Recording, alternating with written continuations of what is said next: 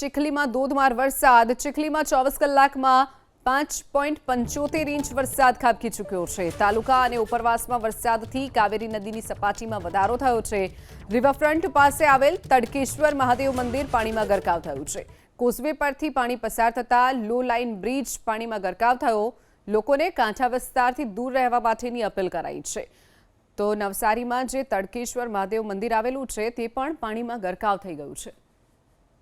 વધુ વિગતો સાથે સંવાદદાતા સિદ્ધેશ જોશી આપણી સાથે ફોન લાઈન ઉપર છે. સિદ્ધેશ, નવસારીમાં 24 કલાકમાં સારો એવો વરસાદ ખાબકી ચૂક્યો છે.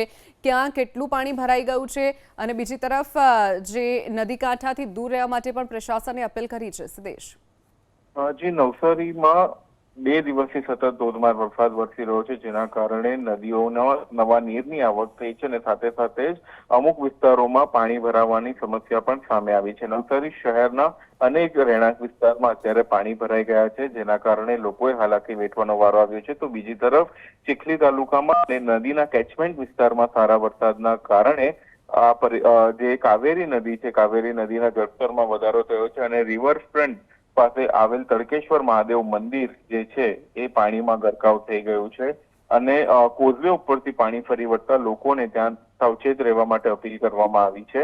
રિવરફ્રન્ટ પર લોકોને ન જવા માટે પણ વહીવટીતંત્ર દ્વારા એલર્ટ કરવામાં આવ્યું છે અને તમામ નદીઓ છે, પૂર્ણા, અંબિકા, કાવેરી અને અન્ય જે ચેકડેમો છે એના ઉપર પણ વહીવટીતંત્ર નજર રાખી રહ્યું છે. જી.